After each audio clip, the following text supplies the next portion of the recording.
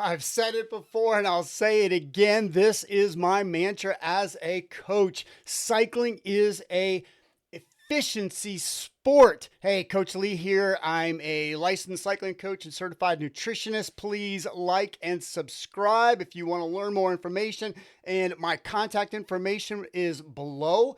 I am taking clients. All right, so today we're going to talk about all things efficiency. So me as a cycling coach, I can largely work within three major systems for all athletes I work with. So that is your metabolic system, that is your cardiovascular system, and that is your neuromuscular system. In all of these three systems, I am building efficiencies. We want to build efficiency, efficiency, and efficiency. And for those of you who are using Trainingpeaks, there is a great metric called efficiency factor that you can look at with every single ride. It's best to look at over a period of time, which is what I want to do today. So today, all things efficiency. I just finished a banger month for me. And so I've not had my best base period. This base period, I've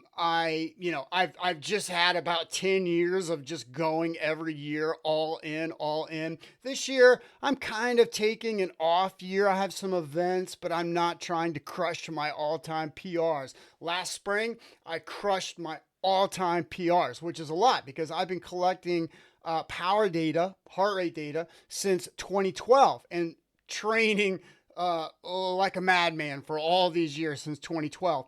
And so for me to hit my PRs last spring, my 1 minute, my 5 minute, my 10 minute, my 20 minute, my 40 minute, my 60 minute, my 2 hour, 3 hour, 4 hour, 5 hour, 6 hour, that's all pretty impressive.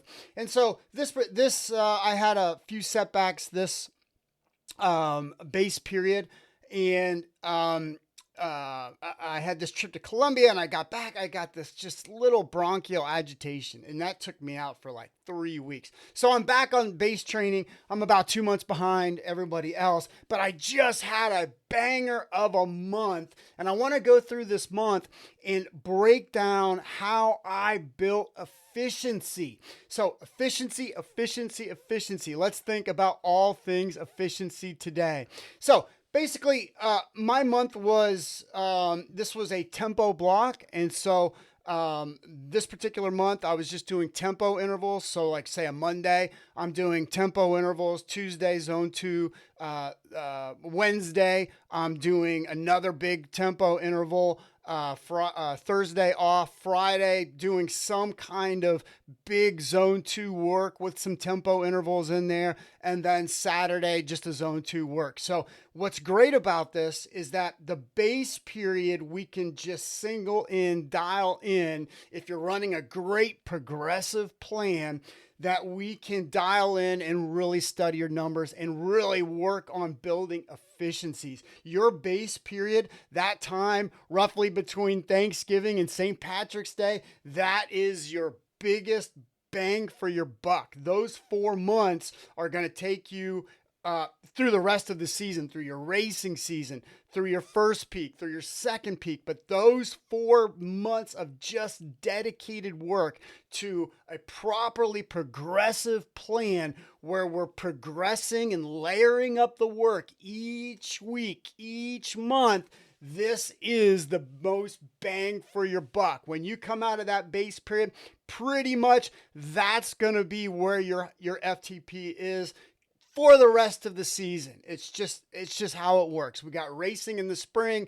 We've got, fun vacation throughout the summer. Then we try to build you for a second peak. And then the fall is all about, grand fondos, having fun, etc. But this dedicated time, this 4 months dedicated to building efficiency, building your FTP, building your metrics, it's incomparable. And so I just had a banger 3 weeks, and let's go through this 3 weeks. So I'm very lucky in that I have this amazing 3.5 mile climb that's right outside my door. So I warm up and I got this thing. So I'm doing, this is February 26th. And so This is one complete workout. This is my first interval. This is my second interval. And both of these are at tempo. And so I'm here at 238 watts, 150 heart rate, 246 watts for my second one, 154 heart rate. I always like to just up my second interval just a little bit, just to teach the body, mind, the body to dig physiologically harder throughout the workout, rather than just go all out right here and then die 1,000 deaths on this one. I like to play this one very conservatively and then just up my watts, staying in the tempo zone, but still upping my watts. But we see in Trainingpeaks, we have this great metrics, EF 1.59, EF 1.60. So now what is efficiency factor? So let's just oversimplify it. Basically, that's how many watts you can do per heartbeat. And so building efficiency is the ability to do more watts per heartbeat. And that's what we're trying to do. Now, when studying efficiency factor, it's best to look at it over a period of time and comparing similar workouts. So that's why the base period is great, because you have all these very similar workouts over time where you're progressing duration and intensity of the workouts. And so this is a great time to study efficiency. And so this was February 26th. This was my first round. And here's what's a big one. That's my threshold. FTP is around, I don't know, it's like 165, 166. So I'm a 51-year-old male. That's typically what we see. Typically 51, everything healthy, great, all that. You're typically in your 160s during this time period. And so basically what we have is my max heart rate goes to 158 for the first interval and 159 to the second interval. This means I'm really getting close to decoupling, meaning that my heart rate is getting really close to go after this first round of FTP or tempo intervals back February 26th. That means that my heart rate is about to punch through, that I'm straining, right? I'm going out there, I'm doing a tempo intervals, and these are hard, and it shows up in the data. Now, I do 3 weeks, have a great progressive plan, and here's what we have through March 11. And in that time, I recovered well, I nailed all my intervals, I stuck to the plan, and this is what we see. And so for my first interval, 240, 145. So I'm going harder. My heart rate is going down. Second one, 250 watts. Once again, 146. My max heart rate, 152. Very well within my tempo range. 153, very well within my tempo range. Now, I love to look and compare these two together. So February 26th, I did an 18-minute intervals, 237, 245. For March 11, I have increased that to 30 minutes, 240, more watts than here. Once again, 30-minute interval, 249, more watts over here. My heart rate, 150 for this set, 154 for this set, 145, 146. Now, this is not a fluke. This is basically, what am I doing?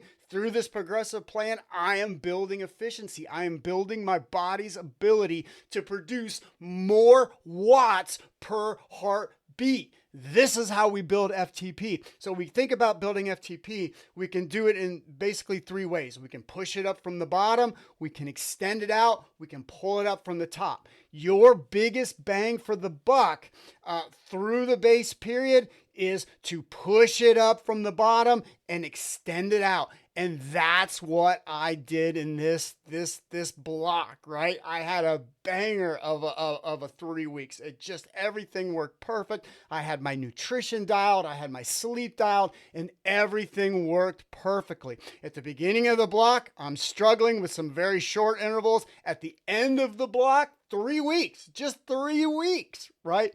I'm slaying these intervals. I'm doing 30 minutes. My heart rate is not even getting close to my zone 4 heart rate. It's staying completely in zone 3 heart rate. That's what I want to do. Let's talk about one more thing, and this is pretty cool. Neuromuscular manipulation. Remember, I can develop your metabolic system, I can develop your cardiovascular system, and I can develop your neuromuscular system. I, as a coach, through a plan, through a well-structured plan, these are the three things that I can most develop. Okay. And so what we're seeing with the data so far, I've developed my metabolic system, my energy system. I'm able to go longer, stronger. My cardiovascular system, once again, it's coming down. I'm developing my ability once again to go longer and stronger. But here's neuromuscular manipulation. And when you think of neuromuscular manipulation, think of cadence development. All my plans through my athletes, they have high speed cadence, low speed cadence. We have all kinds of cadence manipulation in the plan. And sometimes athletes are like, why am I doing this? Why am I doing this high cadence stuff? Well, it's all about neuromuscular manipulation. It's all about teaching your muscles to contract, release. It's all about teaching your brain to work with your muscles. Neuromuscular manipulation. So let's look at this one last really cool thing. Let's look at this cadence. So we have a cadence 64.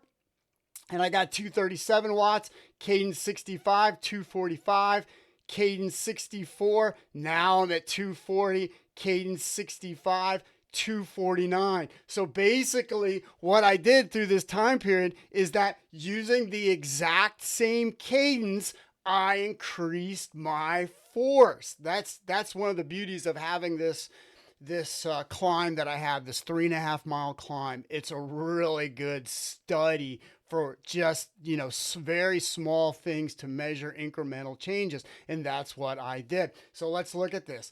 What are we doing with this cadence? We are optimizing muscle activation. By manipulating the neuromuscular system, we ensure more efficient and synchronized muscle contractions, leading to greater force production. So basically, in all those 3 weeks, I increased my metabolism, I increased my cardiovascular system, I increased my cadence, my neuromuscular capabilities. And so by the end of that 3 weeks, I have increased efficiency in all those 3 big realms. So what does this look like? In Trainingpeaks, it's great to track this over time. So here's my 3-week block, and this yellow line measures my efficiency factor. And so boom, what do we see in these last 3 weeks? That Trainingpeaks metric efficiency factor, we see it going up. Now here is my efficiency factor for my base period of 2023. I started back at the end of November, and I went to all the way to the end of March. I had a killer base period, my base period ever. And what do we see through that time? We see my efficiency keep going up, up, up. Now, I know what you're thinking. How long can you ride that wave of increasing your efficiency? Well, it does have a plateau. And one of the ways that you hit that plateau is that your training changes. When you go into a build period, that's not necessarily the best way to measure efficiency. When you start racing, the type of workouts are not similar. So the best way to measure efficiency is doing the same type of workout through a range of time. And then when you start racing, you're getting out there, you're doing crits, you're doing grand fondos, you're doing all this type of racing. It's not the best way to track efficiency. So then what happens over time is through the here we have July, and here we have through the end of September, your efficiency factor actually will either plateau or it will drop. Now, this is, a lot of athletes that I work with, they don't like that at all. They want to just keep riding that wave as long as possible, but that's just not how it works. We We build FTP, we build your metabolic systems, we build your cardiovascular system, we build your neuromuscular system, we build it up, we build it up, we build it up. Then we go race, we go race, we go race, we rest, we bring it down, and then we bring it back up. And that is coaching. That is building efficiency.